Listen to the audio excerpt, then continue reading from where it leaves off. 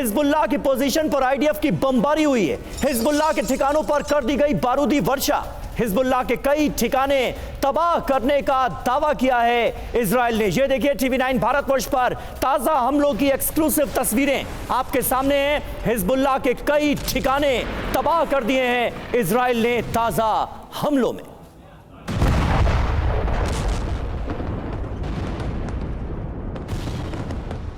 और इस बीच आपको बता दें, लेबनान पर भी आईडीएफ की एयर स्ट्राइक हुई है। बड़ी खबर सामने आ रही है, हिजबुल्लाह के ठिकानों पर बारूदी वर्षा को लेकर अपडेट हमें मिल रहा है। आईडीएफ ने हिजबुल्लाह के कमांड पोस्ट पर भी अटैक किया है। आईडीएफ के हमले में हिजबुल्लाह को बड़े स्तर पर नुकसान की खबर भी सामने आ रही है। तो ये देखिए, इस वक्त की ये बड़ी खबर है जहां लेबनान पर आईडीएफ के एयर स्ट्राइक की तस्वीरें भी सामने आई।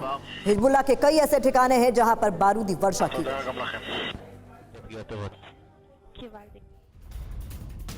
और देखिए, लेबनान पर हमले के बाद बेंजामिन नेतन्याहू का बयान आया है। हिजबुल्लाह पर हमले से कहानी का अंत नहीं होगा। हिजबुल्लाह के घर में एयर स्ट्राइक से तबाही, ये कह रहे हैं नेतन्याहू। जल्द हिजबुल्लाह का अंत होगा, यानी हिजबुल्लाह का नामो निशान मिटा देंगे। बेंजामिन नेतन्याहू की तरफ से ये हसन नसरल्लाह को बहुत बड़ी धमकी सामने आई है। हिजबुल्लाह के ताबड़तोड़ हमलों के बाद इजराइल ने धमकाया है हिजबुल्लाह को।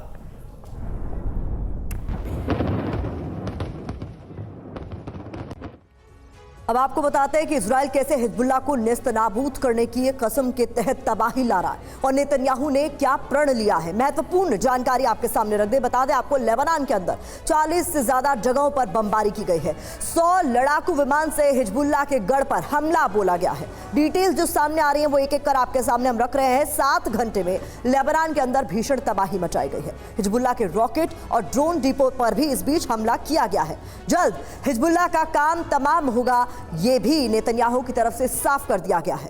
तो 100 लड़ाकू विमानों का इस्तेमाल किया गया। 7 घंटे में लेबनान के अंदर भीषण तबाही मचाई गई। रॉकेट और ड्रोन डिपो पर भी हमला बोला गया और इसके अलावा सीधी चेतावनी कि जल्द हिजबुल्लाह का खात्मा होगा, उसका काम तमाम किया जाएगा। हिजबुल्लाह के अंत के साथ कहानी खत्म नहीं होगी। इजराइल के सभी दुश्मनों के खात्मे के साथ जंग खत्म होगी, ये बिल्कुल साफ कर दिया गया।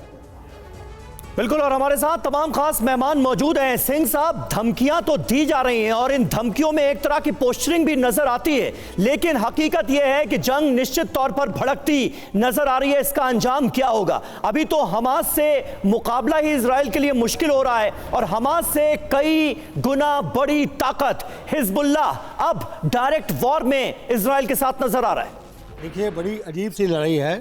दोनों जो है अपनी अपनी ताकत को अलग अलग तरह से यूज़ कर रहे हैं।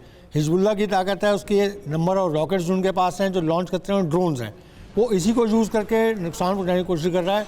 और उसका काउंटर जो है इजराइल के पास है, जो सिस्टम है ड्रोन एंटी सिस्टम, उसको यूज़ कर रहे हैं। अब जो उनकी शील्ड है वो मैक्सिमम कुछ रॉकेट तक होल्ड कर सकते हैं एट ए टाइम। जैसे उनके पूरे जो आयरन डोम सिस्टम है, नॉर्थ एरिया में कम से कम 300 रॉकेट 1 मिनट के अंदर डिस्ट्रॉय कर सकते हैं, जो 6 रॉकेट ड्रोन सिस्टम उनके लगे हैं। अब उसमें अगर ज़्यादा रॉकेट से अटैक किया जाता है, जो हिजबुल्लाह कर रहा है, वो 300 से अधिक रॉकेट कर रहा है, तो नुकसान तो होगा। लेकिन दूसरी तरफ जो एयर पावर है इजराइल की, वो काफ़ी नुकसान पहुंचा सकती है हिजबुल्लाह को जो कर रहे हैं। तो दोनों अपनी अपनी स्ट्रेंथ को यूज़ करके एक दूसरे नुकसान पहुँचा रहे हैं।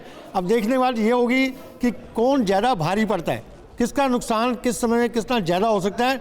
लेकिन दोनों के पास लिमिटेड पावर्स हैं, एक साथ सारी पावर्स नहीं है। और ये जो है ये युद्ध चलता रहेगा, खिंचता रहेगा, क्योंकि ईरान पूरी अपनी सपोर्ट देगा हिजबुल्लाह को जो कर रहा है ऑलरेडी, ताकि पीछे प्रॉक्सी वॉर करे। जनरल साहब ने भी यही बात बोली थी और ये होता रहेगा।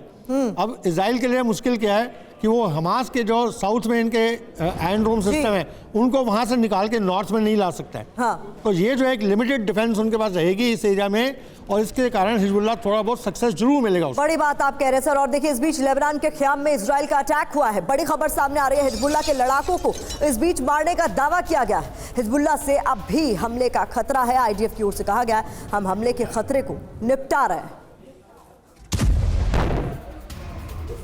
और हिजबुल्लाह की मिसाइल साइट पर भी विध्वंसक हमला हुआ है। आईडीएफ ने लंबी दूरी की मिसाइल साइट नष्ट कर दी है। आईडीएफ ने कहा, युद्ध ना बढ़े इसलिए बड़े हमले अंजाम दिए जा रहे हैं। हमने केंद्रीय इजराइल को, सेंट्रल इजराइल को बचाया है हिजबुल्लाह के हमलों से, ये आईडीएफ का दावा है।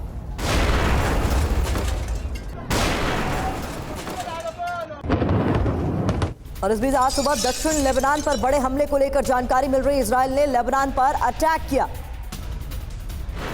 साउथ लेबनान पर किस तरीके से आज सुबह हमला किया गया है इजराइल की ओर से, उसकी तस्वीरें देखिए।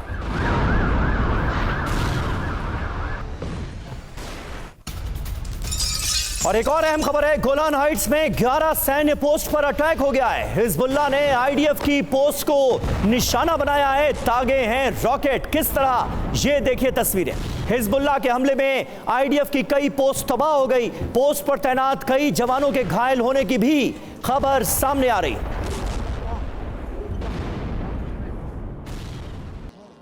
यूस राठौर सर, लगातार हम चर्चा कर रहे हैं कि इस पूरे रीजन में जिस तरीके के हालात बने हैं वो आने वाले दिनों में सुधरेंगे, बेहतर होंगे या फिर और ज्यादा विध्वंस हम इस इलाके में देखेंगे। इस बीच एक चैलेंज इजराइल के सामने ये भी है, अपने रेजिडेंशियल एरिया में हो रहे हमलों पर वो कैसे लगाम लगाए, क्योंकि हिजबुल्लाह अब रिहायशी इलाकों को टारगेट कर रहा है। राठौर सर, देखिए, यहाँ पर जो अभी सिचुएशन ये है कि इजराइल का क्षेत्रफल इतना कम है कि लेबनान से फायर किए रॉकेट मध्य इजराइल तक आ जाते हैं और हमास और यमन के रॉकेट्स बाकी साउथ से मध्य तक पहुंच जाते हैं। अब इजराइल ने प्रिवेंटिव एक्शन तो ले लिया है, इवैक्यूएशन भी करवा दिया है, लेकिन यहाँ पर जो इजराइल की स्ट्रेटजी भी काम करती हुई दिख रही है। हमास से पीस मील उसने डील कर लिया है। अभी आती है, अगर लेबनान में हिजबुल्लाह लैंड अटैक नहीं करता है तो रॉकेट्स से कोई ज़्यादा नुकसान नहीं होगा, क्योंकि इसीलिए वो 40 लॉन्च साइट्स को बर्बाद करता है, ताकि दूर से अगर रॉकेट फायर किए जाएं इजराइल पर तो उतना ही रिएक्शन टाइम मिलेगा, उतना ही ट्रेजेक्ट्री को रीड करने का टाइम मिलेगा और इजराइल उससे बच जाएगा। एक आपने स्टेटमेंट आईडीएफ का दिखाया कि हिजबुल्लाह बहुत बड़ा खतरा है जी। ये नैरेटिव है, ये नैरेटिव चलना चाहता है। इजराइल चाहता है कि नैरेटिव चलता रहे।